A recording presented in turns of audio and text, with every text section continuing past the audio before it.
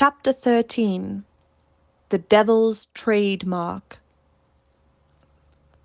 One day, when John and I had been out on some business of our master's, and were returning gently on a long straight road, at some distance, we saw a boy trying to leap a pony over a gate. The pony would not take the leap, and the boy cut him with the whip, but he only turned off on the side. He whipped him again, but the pony turned off on the other side. Then the boy got off and gave him a hard thrashing, and knocked him about the head. Then he got up again and tried to make him leap the gate, kicking him all the time shamefully, but still the pony refused. When we were nearly at the spot, the pony put down his head and threw up his heels and sent the boy neatly over into a broad quickset hedge, and with a rein dangling from his head, he set off home at a full gallop. John laughed out quite loud. "Served him right," he said. "Oh, oh, oh!" cried the boy, as he struggled about among the thorns. "I say, come and help me out."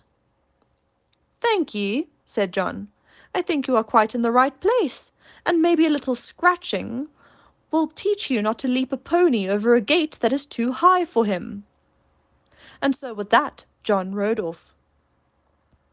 "It may be," he said to himself, "that young fellow is a liar as well as a cruel one. We'll just go home by Farmer Bushby's, Beauty, and then, if anybody wants to know you, and I can tell 'em, you see." So we turned off to the right, and soon came up to the stackyard, and within sight of the house. The farmer was hurrying out into the road, and his wife was standing at the gate, looking very frightened.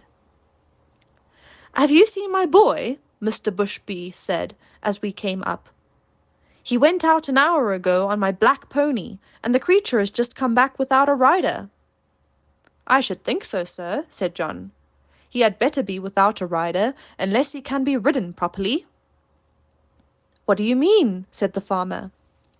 "Well, sir, I saw your son whipping and kicking and knocking that good little pony about shamefully, because he would not leap a gate that was too high for him. The pony behaved well, sir, and showed no vice, but at last he just threw up his heels and tipped the young gentleman into the thorn hedge. He wanted me to help him out, but I hope you will excuse me, sir, I did not feel inclined to do so. There's no bones broken, sir. He's only got a few scratches. I love horses, and it riles me to see them badly used. It is a bad plan to aggravate an animal till he uses his heels. The first time is not always the last." During this time, the mother began to cry. "Oh, my poor Bull! I must go and meet him. He must be hurt." "You had better go into the house, wife," said the farmer. "Bull wants a lesson about this, and I must see that he gets it. This is not the first time, nor the second, that he has ill-used that pony, and I shall stop it. I am much obliged to you, Manly. Good evening." So we went on, John chuckling all the way home. Then he told James about it, who laughed and said, "Serve him right. I knew that boy at school. He took great airs on himself because he was a farmer's son. He used to swagger about and bully the little boys."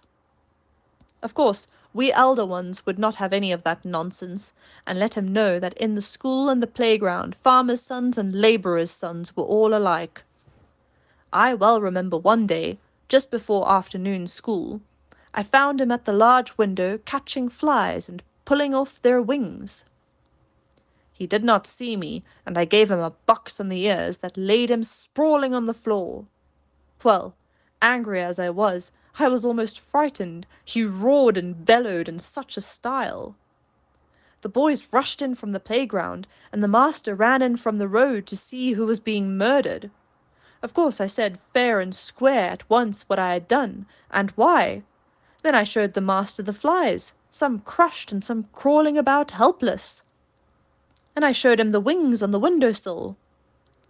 I never saw him so angry before, but as Bill was still howling and whining, like the coward that he was, he did not give him any more punishment of that kind, but set him up on a stool for the rest of the afternoon, and said that he should not go out to play for that week. Then he talked to all the boys very seriously about cruelty, and said how hard-hearted and cowardly it was to hurt the weak and the helpless. But what stuck in my mind was this. He said that cruelty was the devil's own trademark, and if we saw anyone who took pleasure in cruelty, we might know who he belonged to. For the devil was a murderer from the beginning, and a tormentor to the end. On the other hand, where we saw people who loved their neighbors and were kind to man and beast, we might know that was God's mark. Your master never taught you a truer thing, said John. There is no religion without love, and people may talk as much as they like about their religion, but if it does not teach them to be good and kind to man and beast, it is all a sham. All a sham, James, and it won't stand when things come to be turned inside out.